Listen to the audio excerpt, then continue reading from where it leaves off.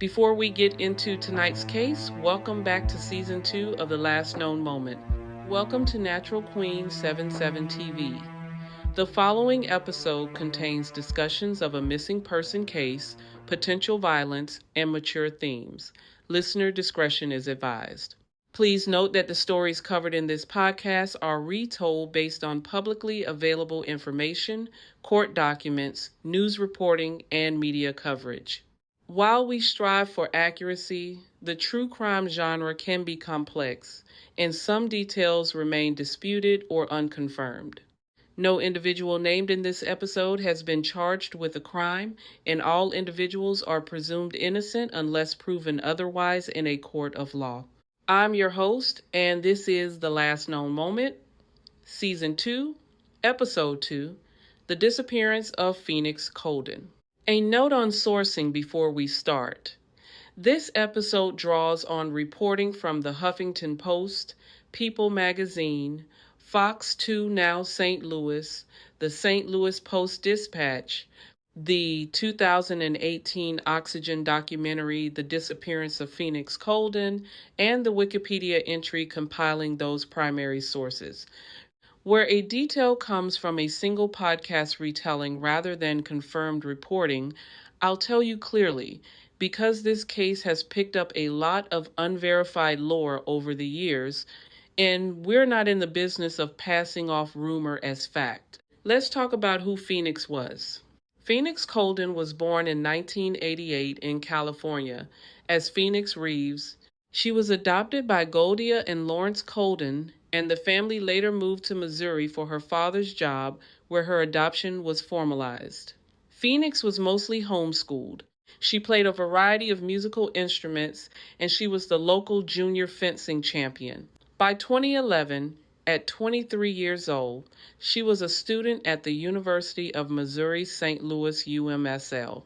Here's the last known moment.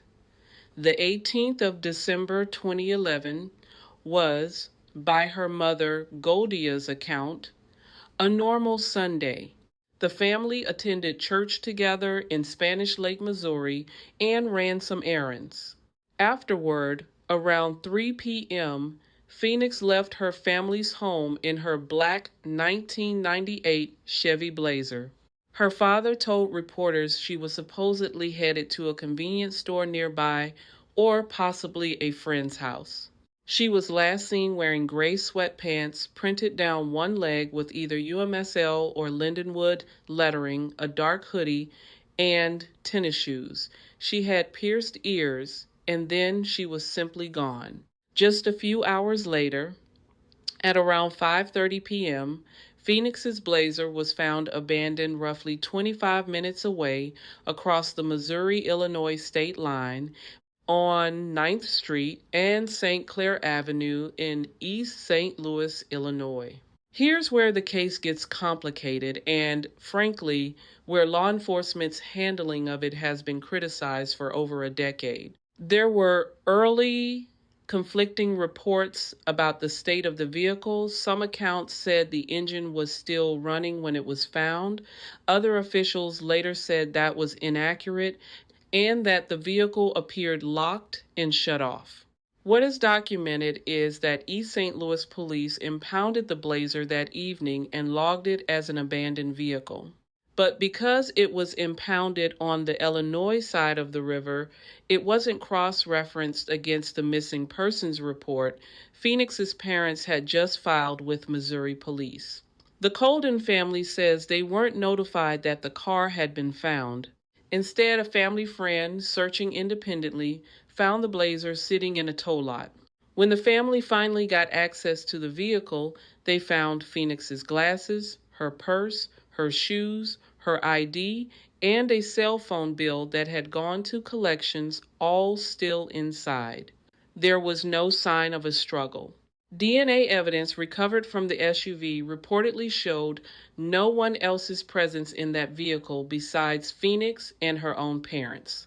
After that afternoon, every trace of her went silent. Her cell phone, her bank accounts, her social media, all activities stopped completely on the 18th of December 2011 and never resumed. Now, you'll see some corners of the internet and a few podcast retellings claim additional details. A note supposedly left in the vehicle hinting at a time sensitive decision, a mysterious phone call to her mother months later from out of state, references to men in her life, nicknamed things like Mike B or Cell Phone Mike. I want to be straight with you. None of that has been confirmed by law enforcement or verified in mainstream reporting. It circulates in independent true crime retellings, but there's no police statement, court record, or credible news source backing those specific claims up as fact. So we're naming them only to tell you they exist as unverified rumor, not to present them as established parts of the case. What we do know is that the investigation moved slowly, and the Coldon family has spent years saying local law enforcement did not do enough. Frustrated with the pace of the official search, Phoenix's parents began investigating on their own. They talked to local drug dealers and sex workers looking for any lead. They hired a private investigator. They poured their own money and time into finding their daughter to the point that their home went into foreclosure and their life savings were drained, chasing information the police, in their view, weren't chasing hard enough. Over the years, the case has drawn periodic national attention. In 2016, it was profiled on the podcast The Vanished. In November of 2018, Oxygen aired a 2-night documentary special called The Disappearance of Phoenix Coldon, featuring investigative reporter Chandria Thomas and retired St. Louis County Deputy Police Chief Joe Delia, who sat down with Phoenix's friends and family and laid out competing theories that she may have been abducted, that she may have been lured away by someone she knew, that she could have been the victim of trafficking, or, according to some, that she may have staged her own disappearance to start a new life. None of those theories has ever been confirmed. In 2023, the case was profiled again, this time on the podcast Crime Junkie, introducing Phoenix's story to a new generation of listeners. As of this recording, Phoenix Coldon has been missing for over 14 years. No arrest has been made, no body has been recovered. Her case remains open and unsolved. If you have any information related to Phoenix Coldon's disappearance, you're encouraged to contact the St. Louis County Police Department at 314-231-1212 or St. Louis Regional Crime Stoppers at 1-866-371-TIPS. That's this episode of The Last Known Moment. Phoenix Coldon was 23 years old, a homeschooled fencing champion, a musician, a college student building a life, and for 14 years her family has never stopped looking for her. If this case moved you, share it, and if you haven't already, follow Natural Queen 77 TV wherever you're listening. We'll be back next week with another case that deserves to be remembered.